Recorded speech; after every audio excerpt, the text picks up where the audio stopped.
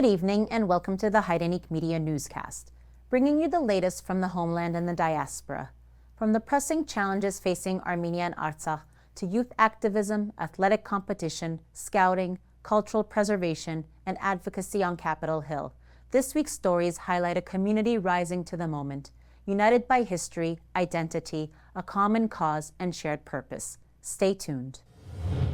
Thousands gathered in Yerevan's Freedom Square on September 2nd to mark the 34th anniversary of Artsakh's Declaration of Independence, reaffirming their unwavering commitment to the homeland.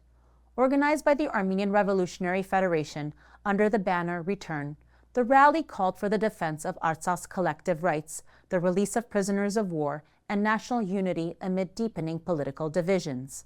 The event opened with the national anthems of Armenia and Artsakh, followed by the Lord's Prayer. The crowd then honored the memory of fallen heroes with a moment of silence. Father Andreas Tavatian, former spiritual leader of Shushi's Gazanchezots Cathedral, reminded the crowd that Artsakh's independence was won through sacrifice, not words, and that its spirit remains unbroken despite occupation.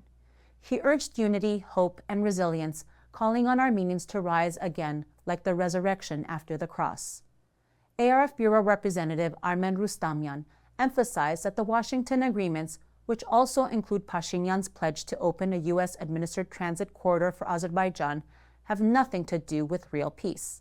They offer more concessions to Baku without securing any safeguards against further Azerbaijani attacks on Armenia.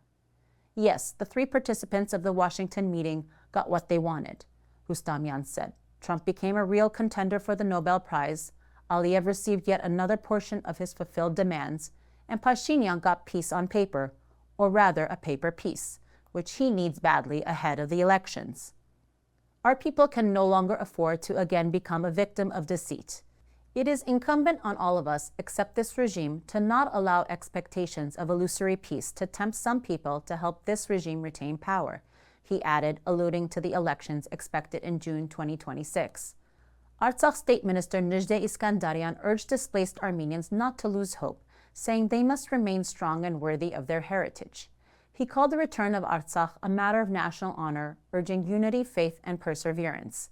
Iskandarian declared that the anthem and flag of Artsakh must live on and that the fight for freedom and independence must continue.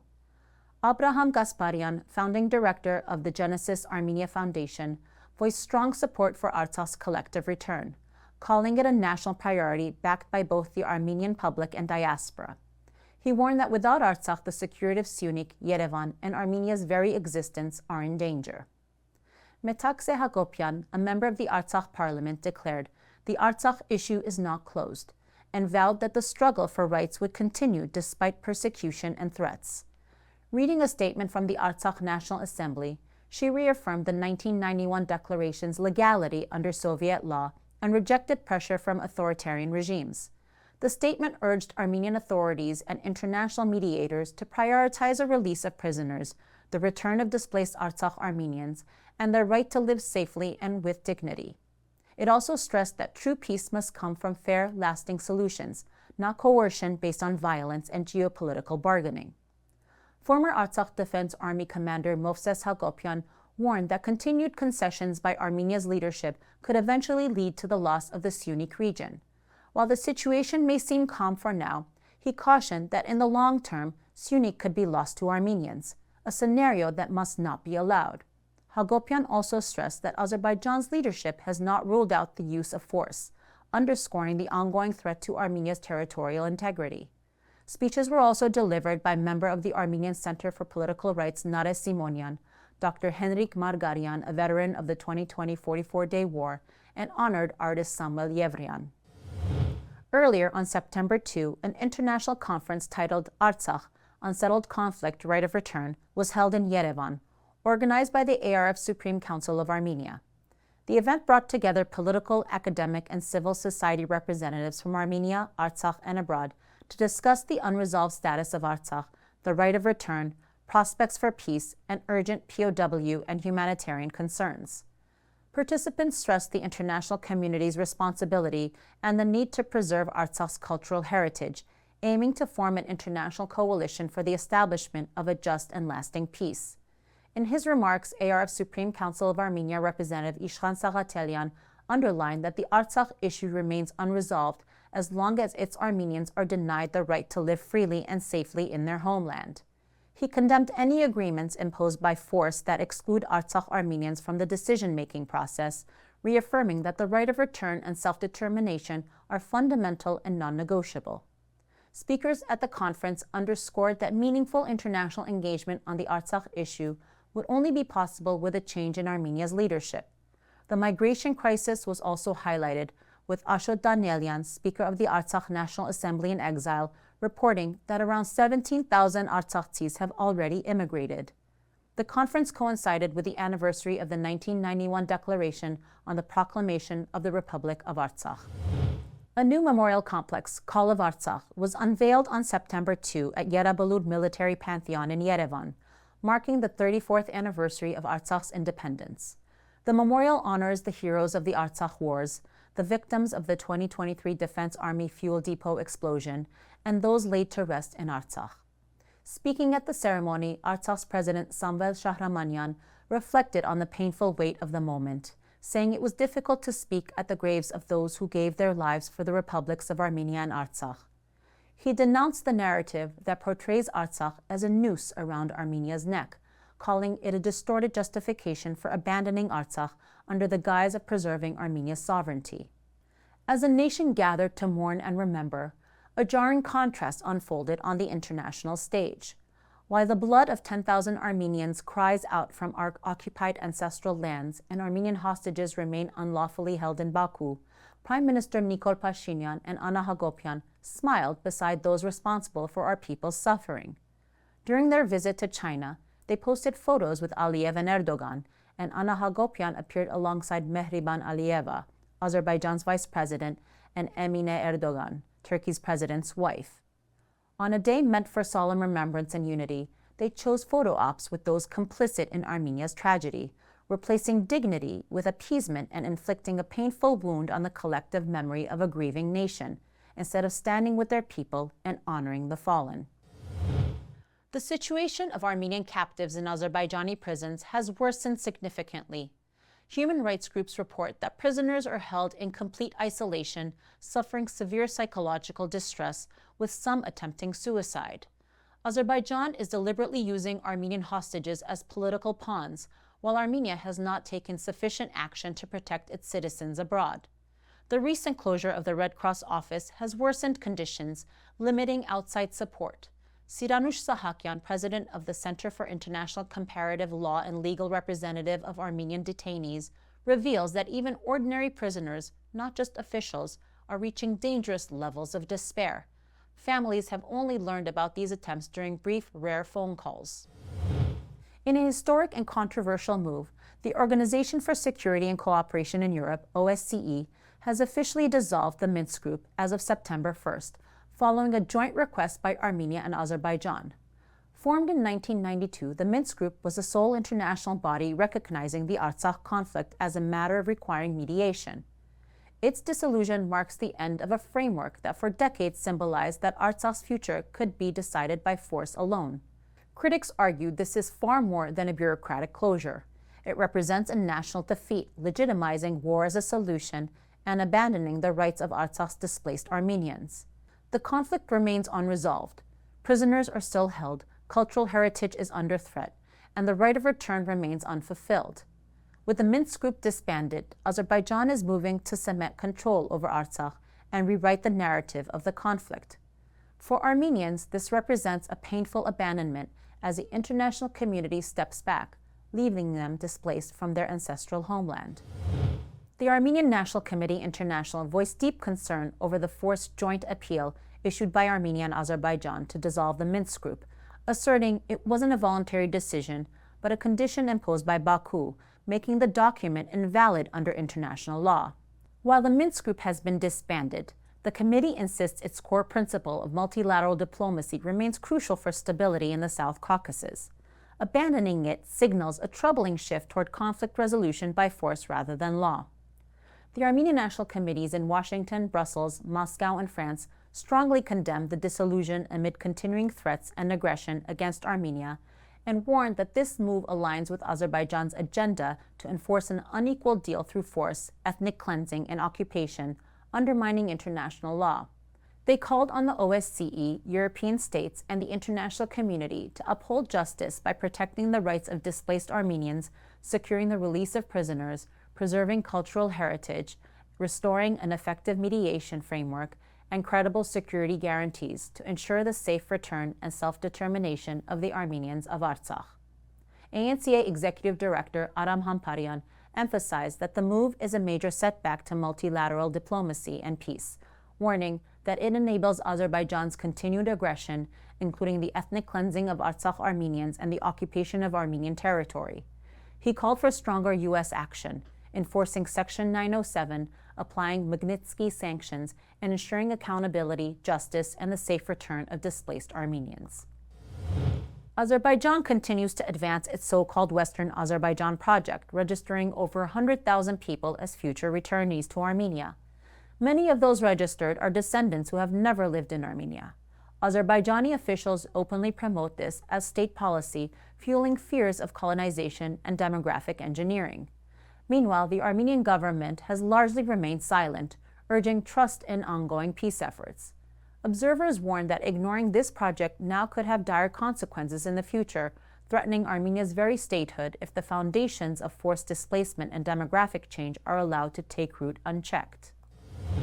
Despite the peace agreement signed with Pashinyan, Azerbaijani President Ilham Aliyev continues to issue aggressive threats.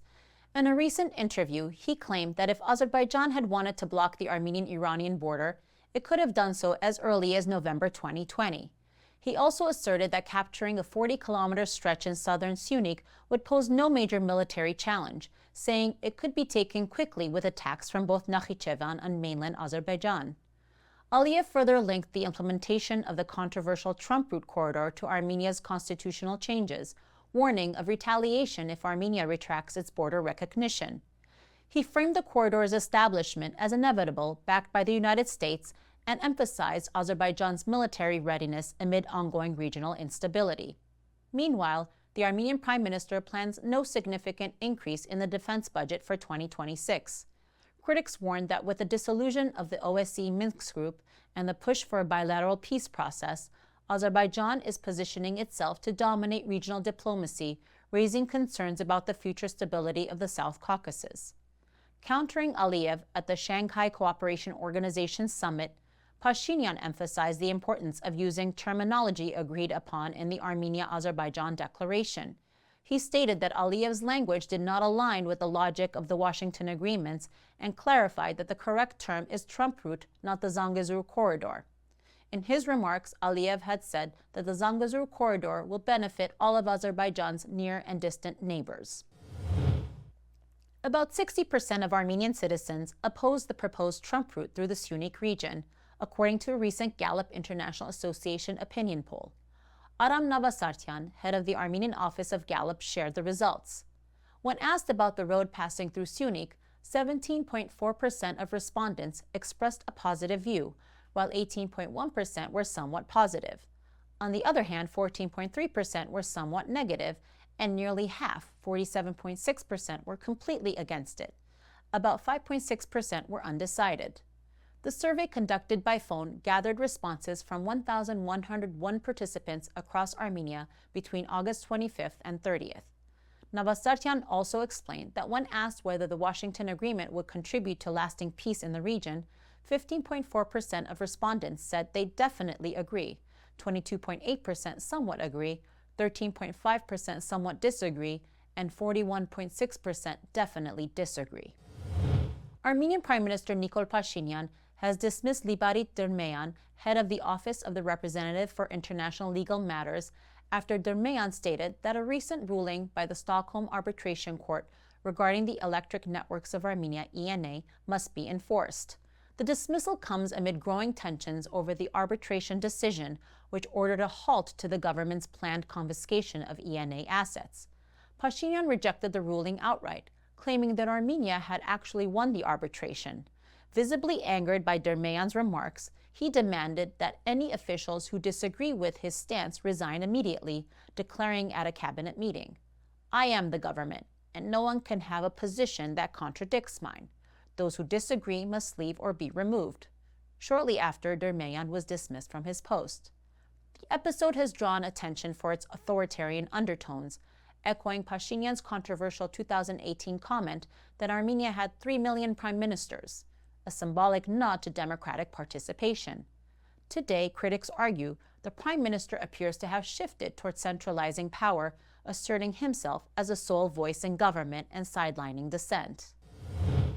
On a popular podcast, Israeli Prime Minister Benjamin Netanyahu verbally recognized the Armenian, Assyrian, and Greek genocides when pressed, an unprecedented statement from him. However, this offhand acknowledgement does not alter Israel's official position, as the Knesset has consistently blocked formal recognition to maintain strategic ties with Turkey and Azerbaijan. While breaking Israel's long-standing silence, critics called Netanyahu's remark shallow and symbolic, questioning whether it was genuine recognition or mere political theater, emphasizing that true acknowledgement requires concrete action beyond a simple soundbite. The Armenian National Committee of America called Netanyahu's statement insufficient without concrete action. ANCA Executive Director Aram Hamparian warned that Israel's continued military alliance with Azerbaijan and silence on Turkey's denial risk turning Netanyahu's words into tactical cover for ongoing transgressions, including support for Azerbaijan's blockade of Artsakh and threats to Jerusalem's Armenian quarter. But the controversy doesn't stop there. In a surprising turn, Armenian Prime Minister Nikol Pashinyan downplayed the importance of international recognition altogether, stating it brings no real benefit to Armenia and doesn't serve the country's interests, despite having pledged in 2018 to pursue global acknowledgement as a matter of justice and historical truth. His remarks follow earlier controversy this year when he was criticized by genocide scholars for casting doubt on the genocide during a meeting with diaspora Armenians in Switzerland. While Netanyahu's offhand acknowledgement was seen by some as a historic shift, Armenia's own leadership shamefully chose to downplay the Armenian genocide, betraying the very historical truth it once vowed to uphold. The Armenian National Committee of America is backing a series of bipartisan amendments to the fiscal year 2026 National Defense Authorization Act, NDAA, aiming to cut U.S. military aid to Azerbaijan, strengthen Armenia's security, and address human rights violations. The proposed measures call for the release of Armenian prisoners, the return of displaced Armenians to Artsakh, and restrictions on arms transfers to Turkey. In a statement, the ANCA said Azerbaijan's continued aggression must be met with decisive U.S. action.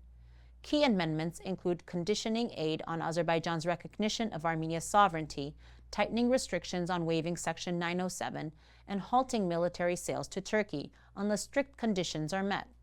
The Senate version includes an amendment by Senator Adam Schiff urging sanctions on Azerbaijani officials over war crimes. The House Rules Committee will review the proposals starting today, with floor votes expected soon. President Vahakan Khachaturian has appointed Narek Mukherjee as Armenia's ambassador to the United States. Acting on the Prime Minister's recommendation and under Article 132 of the Constitution, Mukherjee was named Ambassador Extraordinary and Plenipotentiary in Washington, D.C. A separate decree formally relieved him of his post as Minister of Labor and Social Affairs, which he held since August 2021. This year's Eastern Region AYF Youth of the ARF Olympic Games were held in Boston, uniting current and former members, families, and friends for a vibrant Labor Day weekend of tradition, sportsmanship, and celebration. From spirited competitions in golf, tennis, softball, swimming, and track and field, to a concert by Arame and the high-energy Olympic Grand Ball, the weekend reflected the enduring camaraderie and national pride that define the AYF spirit. The opening ceremony featured a parade of athletes by chapter, the arrival of the Olympic torch, and speeches and remarks from organizers and invited guests. Remarks reminded participants to continue their activism to ensure that the Republic of Armenia survives and thrives as the free, independent nation Karekin Nijde envisioned when he founded the AYF in the U.S. in 1933. Representing the ARF Eastern Region Central Committee, Sosi Borugian delivered a stirring message about the deeper purpose behind the weekend's events. She spoke of the AYF's mission as a force for national survival, grounded in activism, identity, and unity. Here's a brief excerpt from her remarks. This weekend is about far more than athletics. For 92 years, the AYF has been a movement, founded here in Boston by Pashinyan not only to bring Armenian youth together, but to prepare them for service to our nation. Today, that mission is more urgent than ever. As we gather to compete, our homeland is fighting for survival. The so-called peace agreement signed in Washington is nothing but a surrender, placing Armenia's future and justice for Artsakh at risk. Pashinyan may abandon our people to the pan-Turkic agenda of our genocidal neighbors, but we will never betray our homeland. The AYF and the ARF will remain what they were created to be, a shield against assimilation and a force for national survival. Athletics are just one part of what binds us. What truly defines us is our activism, our voice in the halls of Congress, our service at Camp Hayastan and Camp Java, our work in our local communities, and above all, our unwavering stand for a free, independent, and united Armenia. Now, more than ever, we must stand united in our common cause and unwavering in our fight to protect our homeland. Each of us has a role to play to ensure our national resilience, to fight for justice, and to secure a future worthy of the sacrifices of those who came before us. In her remarks, AYF-YOARF Eastern Region Central Executive Chairwoman Isabel Hagopian reaffirmed the organization's unwavering commitment to Armenia and Artsakh. She emphasized that members continue to serve both in the diaspora and the homeland, honoring past sacrifices and standing strong against ongoing threats of genocide and erasure. For nearly a century, the AYF has built leaders, worked for Haitad, strengthened ties to our homeland, tackled challenges facing our nation. From junior seminar to AYF Camp Hayastan to Camp Java and to our internship, our members remain committed to serving people both here and in our homeland. Our dedication to Armenia and Artsakh remains unwavering. Honoring past sacrifices, we continue to fight for a free, independent, and united homeland. As genocide and erasure persist, we raise our voice. We stand with our Ungers in Hayastan, whose presence reflects the enduring strength of our people. The AYF Olympics was created to connect Armenians across the United States, and now we see other regions. It was more than a competition. It is proof that despite genocides and displacement, our identity, spirit, and resolve endure. Nearly 100 years later, this gathering remains a testament to our collective strength and unity in the face of those that seek to erase us. ARF Bureau member Khajak Mugardichan emphasized the vital role of youth in Armenian national life. He noted that from its founding, the ARF has placed youth at the heart of its mission, led by visionaries like Simon Zavarian and Karekin Nejde, who saw young people not just as participants but as leaders. Mugardichan urged today's youth to embrace that legacy by taking responsibility for the nation's future with commitment and national consciousness. He stressed the need to defend the rights of the Armenian people and warned of the consequences of leadership lacking national values. Calling on former youth as well, he encouraged them to stand with the new generation so they can continue the fight for a free, just, and united Armenia. Archbishop Anushavan Tanyelian, prelate of the Eastern Prelacy, urged attendees to renew their commitment to unity, identity, and national purpose. Emphasizing the enduring spirit of the global Armenian nation, he reminded the crowd that we are the sons and daughters of one and the same nation. He urged participants to pursue their goals with a spirit of sportsmanship and collective purpose.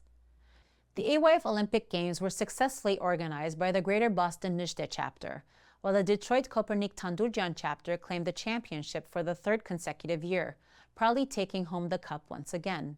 The point totals of the top 5 chapters were Detroit 161, Greater Boston 138, Providence 94, Philadelphia 92, and New Jersey 27. The Washington, D.C. Ani chapter was honored as the most improved chapter, while Nijde Hovsepian from the same chapter received the Ernest Nahigyan Sportsmanship Trophy. The spirit of scouting, culture, and camaraderie was on full display as the 35th annual Homenetmen Eastern Region Panagoum, organized by the Armenian General Athletic Union and Scouts, known as Homenetmen, took place in Milton, Massachusetts from August 10 to 17. Hosted by the Boston chapter, the Panagoum was open to all scouts over the age of 7 in the eastern U.S. region and had 120 participants. This year was special as it was a 7-day rally Panagoum. Chapters from Boston, Chicago, Detroit, New Jersey, Providence, and Washington, D.C. competed throughout the week. Each day began with tent inspections, exercises, and a flag raising. Scouts built their own campsites, crafted banners, and took part in hands-on challenges like rope weaving, wood sawing, and nailing, alongside classic games such as sack races, tug-of-war, and water competitions, all contributing to their chapter's score. A highlight of the week was Daghavar, Pavilion Day, where each chapter showcased its culture with food, photos, games, and displays. Evenings came alive with Harugahantes campfire nights hosted by a different chapter each night around a shared bonfire. On Saturday, families and community members visited the campsite to see the scouts work firsthand. The closing ceremony featured remarks from regional leaders, including Regional Leader Khampabeduhi Kurtina Barsumyan and Homenetmen Regional Executive Chair Yekhbar Viken Khachadurian. Awards were presented by Regional Leader Khampabed Yekhbar Garen Garabedian and Regional Scouting Council member Yekhbar Adam Akchian, with additional remarks from Kurilori Pilibosyan. Central Executive member Yekhbar Vahed Tanashian concluded the ceremony before guests enjoyed dinner and the final campfire program. This year's camp also featured thought-provoking lectures. ARF Bureau member Khajak Mugardichian addressed the current political landscape in Armenia, while Dr. Alin Baldasarian of Hamaskain Regional Executive led a roundtable on preserving Armenian culture. The Detroit chapter was named the 2025 Homenetmen Rally Panagoum winner, also taking home awards for Best Tower and Best Panagavar Design and Cleanliness. Boston earned the Pavilion Award, Chicago was recognized for Best Bonfire, and Washington for Scouting Spirit. New Jersey was named the most enthusiastic chapter. Special individual honors were awarded to outstanding participants who truly embodied the spirit of the organization and its inspiring motto since 1918, Partsratsir Partsratsur, Rise and Raise. Scout of the Year Mary Margarian from Washington, D.C. Volunteer Scout Miron Tonikian from Detroit. Enthusiastic Scout Rafi Avakian from Providence. With lasting memories, strengthened values, and deepened friendships, this year's Homenetmen Panagoum once again affirmed its vital role as a cornerstone of Armenian youth life in the eastern region. From the spirited fields of the AYF Olympics to the Homenetmen campgrounds, where identity is nurtured and lifelong bonds are forged, our next story follows young Armenian Americans as they take their commitment to the next level in Washington, D.C.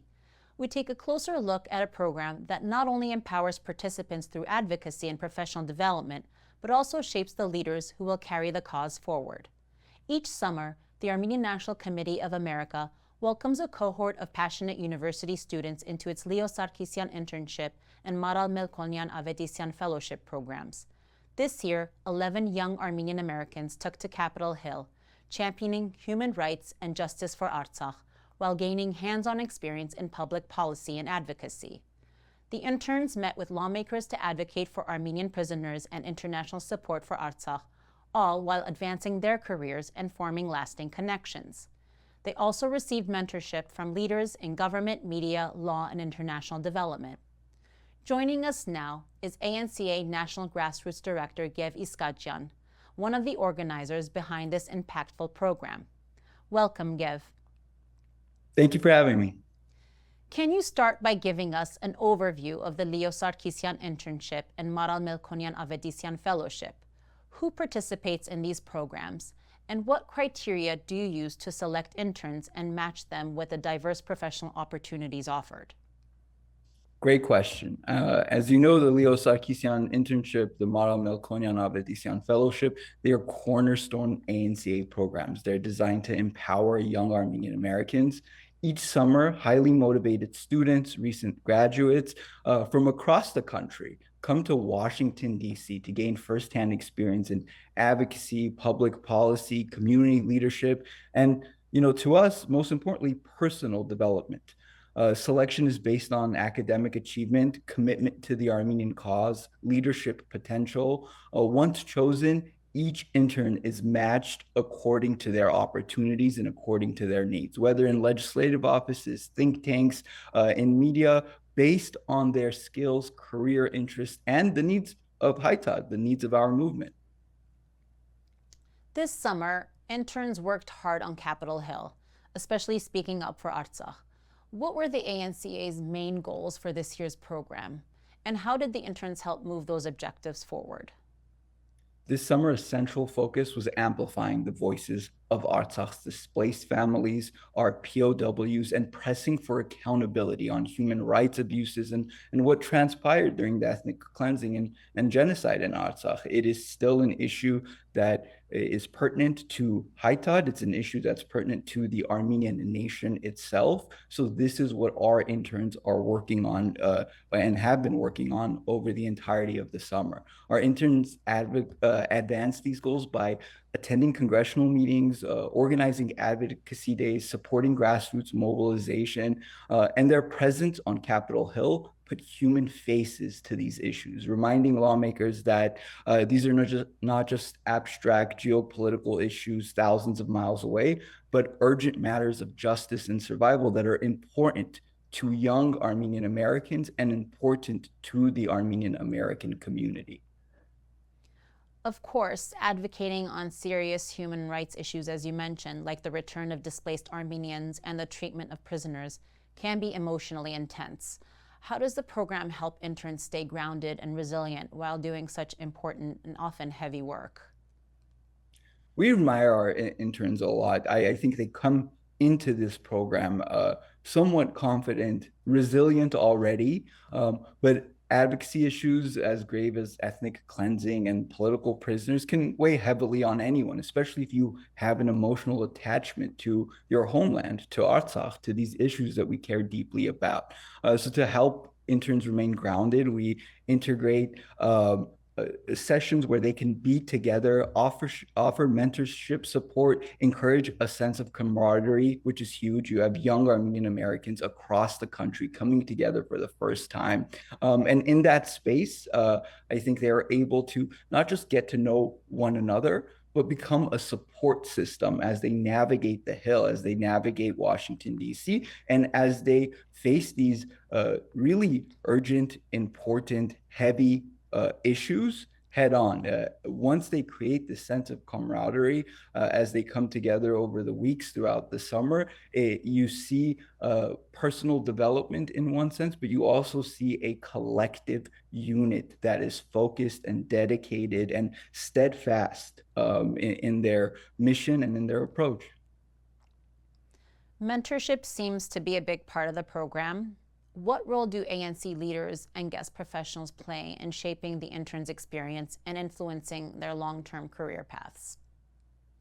I would say mentorship is the heart of our program. ANC leaders, guests who come as professionals, even our members of our ANC National Board, our ANC National Chairperson, and people from lawmakers to journalists to policy experts share both practical insights and personal journeys, because those are two very distinct but important facets of the mentorship process. These exchanges not only guide interns day to day and their work, but also inspire them to envision long-term careers in public service, law, academia, and beyond, which is our North Star goal: to get more young Armenian Americans in positions of power, in rooms that matter, in branches of the US government, or in the levers of power, because we believe, and it's a simple deduction for us, the more Armenians represented in more places is a good thing. And that is a fundamental and simple premise that we wholeheartedly believe in. And many of our alumni point to these mentorship moments as turning points in their own professional paths. And many of them who come and do these mentorship programs are former participants of these programs. So there's a full circle moment here that's beautiful to watch. Thank you. We remind our viewers that our interview guest tonight is ANCA National Grassroots Director Gev Iskadjian.